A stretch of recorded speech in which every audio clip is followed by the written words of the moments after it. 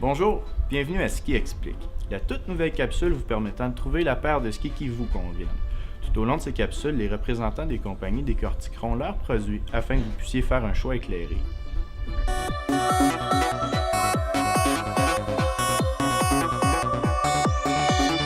Voici la série Peak du fabricant Ed. Il s'agit d'une famille de skis tout-terrain court-rayon s'adressant à tous les types de skieurs. Il s'agit en fait d'un amalgame des anciennes séries Monster et Xeno.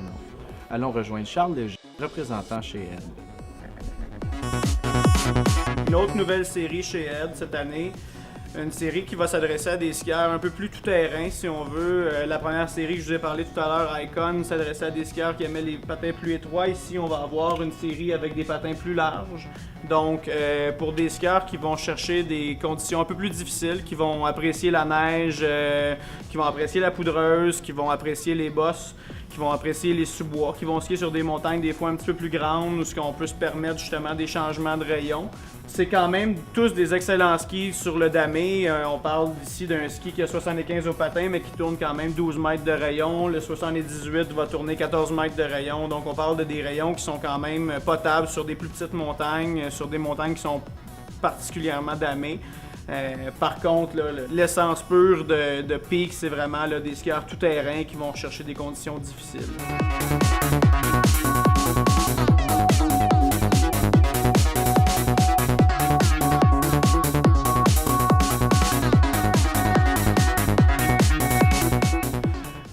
On va retrouver les mêmes technologies qu'on avait dans Icon, soit Intelligence, Liquid Metal, dans une bonne partie de la série Peak.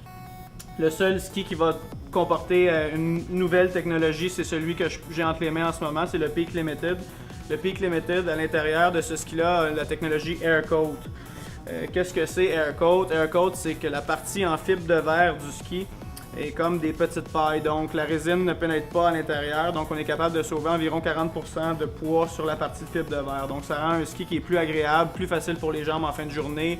Un ski l'année passée qui a été très bien coté dans toutes les revues, donc je pense que ça va être quelque chose à surveiller sur les pistes cette année, le Peak Limited. Dans la première partie de la série Peak, on va retrouver des skis qui sont de construction synthétique.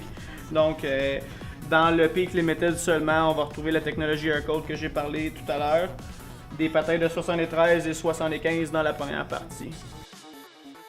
Dans la deuxième partie de la série Peak, on va retrouver des patins qui vont être de 76, 78, 82 et 88. Tous des skis de construction de bois. Le 76 a une construction cap, par contre les trois autres, le 78, le 82 et le 88 vont être des skis de construction laminée, donc vont s'adresser à des skieurs un peu plus expérimentés qui vont rechercher des conditions encore un peu plus difficiles pour un petit peu plus de neige. Ici au Québec, des montagnes telles que Sutton, puisqu'on peut skier des bons sous-bois, des skis qui sont un peu plus flexibles, longitudinales, par contre très rigides en torsion. Des side-cuts qui vont être un petit peu plus moyens à grand rayon sur la dernière portion de la série Peak pour justement avoir quelque chose de très très stable, polyvalent, puis efficace dans ces conditions-là.